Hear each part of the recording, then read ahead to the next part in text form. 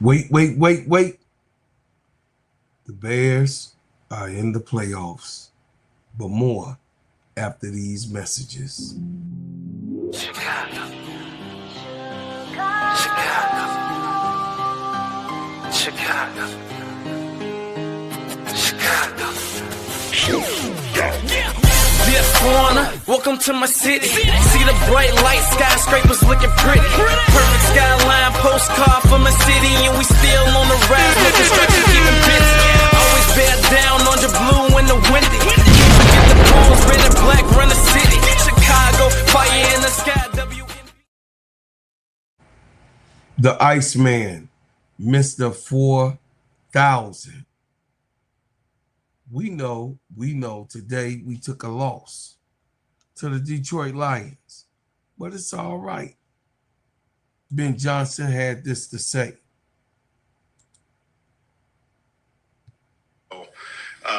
Disappointing to lose that one in that fashion there. Guys were battling. They fought their tails off, but came up short, So, we got to play better. We got to play better going forward. We got to coach better going forward as well. And, we're turning the page, though. We got the number 2 seed. We got a home game next week, and we got a new season on the horizon. And so our guys should be reinvigorated by that. I know I certainly am. I'm looking forward to the opportunity and all that entails, and the opportunity to go 1-0 this next week. So with that being said, I'll go ahead and open it up. And what about today's performance grabs your attention most? Yeah, we can't dig ourselves in a hole like that, and was disappointed with the offense as a whole. I let those guys know that, and we'll be better for it. We'll address it. We'll get those things cleaned up, and we'll be better for it. Ultimately, as you mentioned, this doesn't cost you the seeding. What was your messaging for the guys? That we're quickly turning the page here. Everyone's disappointed. I appreciate, like I said, their effort. Some teams, they rest their starters. We don't. We play football, and and we felt like it was really important that we were playing our best ball here today, and we didn't get that job done. And so we're quickly turning that page, and now we got a home game coming on up, and there's a way to win this next game, and that's what we're going to be solely focused on. 4th and 5 with 1:55 left. Did you consider going for it? Yes, I did.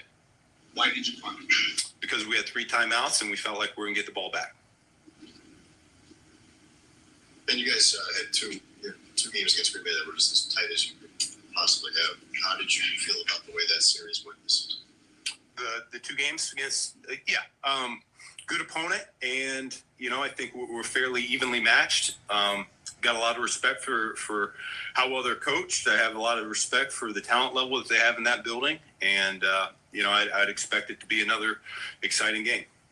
And what was your sense for why the offense took as long as it did to get rolling? Yeah, that's a great question, and that's one that we'll have to take a look at the tape and figure out why that was. I didn't feel like it was one of our more elaborate plans. I thought it was one of our simpler plans, and so we need a better job executing it and coaching it up. I had the chance to review Caleb's interception. What did you see on that? Yeah, the guy made a heck of a play. How do you flip the script so quickly to a new season? I mean, this is a brand new season. Yeah, that's the name of the game here, though. I mean, we're quickly transitioning. We're locked in.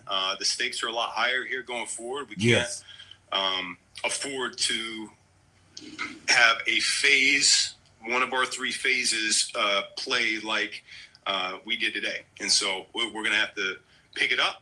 And like I said, I get fired up just thinking about it right now, and I know our guys are too. When you say the one phase, the offense? Yeah, in particular, I was not pleased with the offense today. When you say similar game plan, were you holding back at all? Nope. What were you least pleased with offensively when you think about it initially? The points.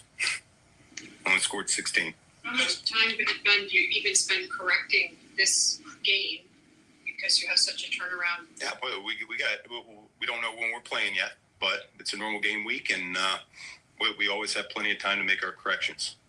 Then we spent a few weeks talking about Colston and the way he's come on. He's clearly become a big down guy for you. When you're in those moments, 3rd down, 4th down, what have you seen from him that's made him so reliable?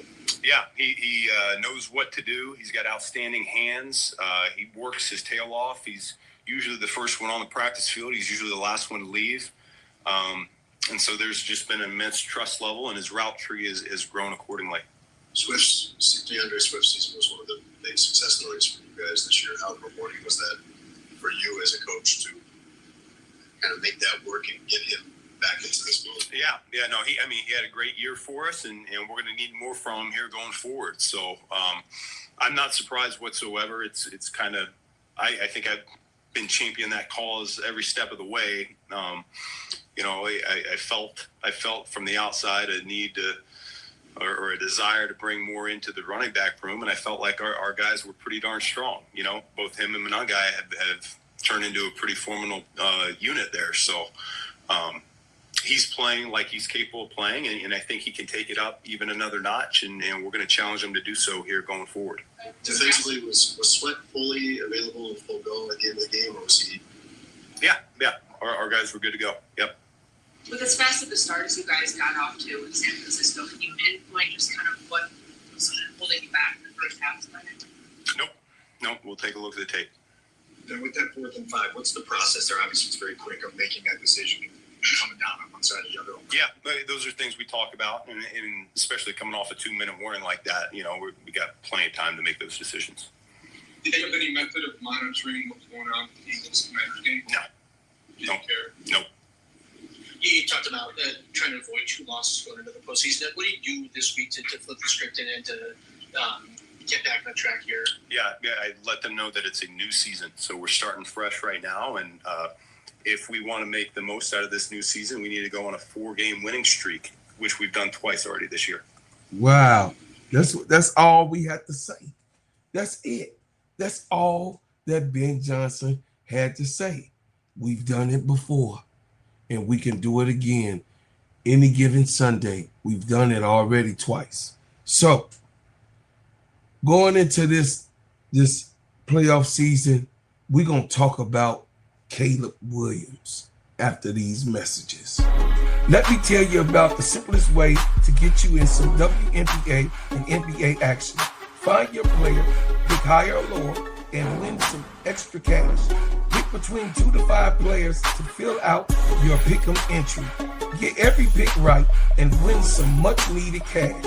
Use promo code STEADYSERV and receive $1,000 bonus in cash.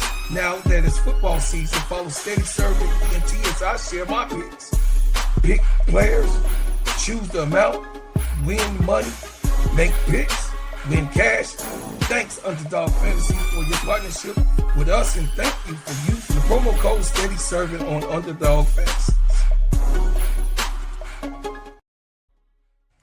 Look, check it out. With his 25-yard touchdown pass to Jada Walker against the Detroit Lions on Sunday, Chicago Bears second-year quarterback Caleb Williams has broken the franchise single-season passing yards record previously set by Eric Kramer, 3,838 in 1995. Heading into Week 18, Williams already held the Bears' single-season record for the fourth quarter comebacks and game-winning drives.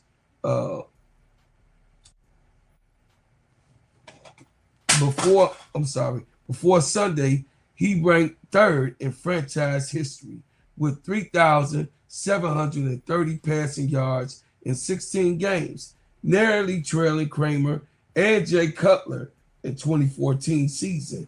Now he's etched his place in the record books as the quarterback with the most yardage in 1 year.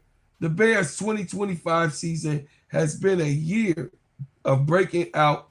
In the first season with Ben Johnson as their head coach, they won the NFC North and surpassed the double-digit win mark, marking Chicago's first instant of birth since 2018. Williams developed in the second year in his NFL career has been a key aspect of improvement, and this passing record is clear proof. Though Williams did one extra game to break the record, the NFL's regular season schedule is now 17 games, as opposed to the 16 games scheduled in 1995. Williams' team is playoff bound, and they have won more games than Kramer did in 1995 and 9-7. And he had a lower interception percentage than Kramer. As the Bears match up against the Lions progresses, the next benchmark with Williams is clear. Can become the first quarterback in franchise history to surpass 4,000 yards in a single season going into Sunday's game, coaching the only franchise in NFL to not have a quarterback who's reached the total in a single game. So Mr. 4,000 has hit that mark today in the Detroit game. We saw Caleb Williams, assertively. Ben Johnson said what he said. He left it all on the line. He told us what was right, what was wrong. But the Bears defense got to get better. Listen, they're crying in heaven. Richard Dent is crying in heaven right now, defense. Brian Urlacher is crying in heaven. Mike Singletary is crying in heaven with this mother-sucking defense. Come on now. We got to get it together. I'm just saying that we got to be more assertive on defense and not let any team run all over us, throw all over us. We got to be better in our secondary. I'm just saying, Mashburn, listen, we got to be more aggressive on our defense. And yes, it's time once again to eat some cheese in the wild card game coming up this Sunday. Yo, tell me what you think. I could be wrong, but leave it in the comments. Yes, is it more cheese for us with Green Bay in the first, that's right, playoff game since 2018 for the Bears? I'm just saying, y'all, look, I'm so excited that we are ahead of time.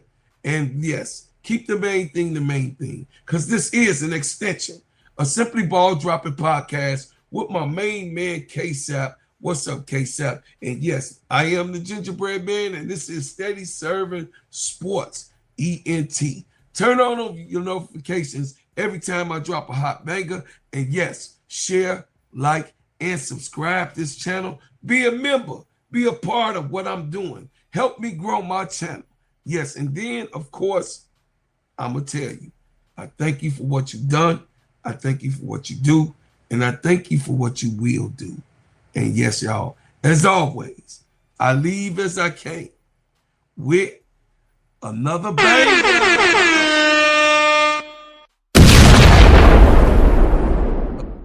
Get out of here. Love y'all. Appreciate y'all.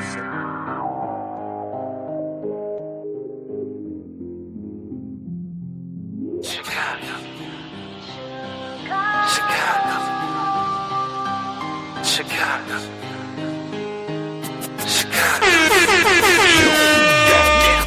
Yeah, foreigner, welcome to my city. See the bright light, skyscrapers looking pretty. Perfect skyline, postcard from a city, and we still on the rise, more construction keeping busy.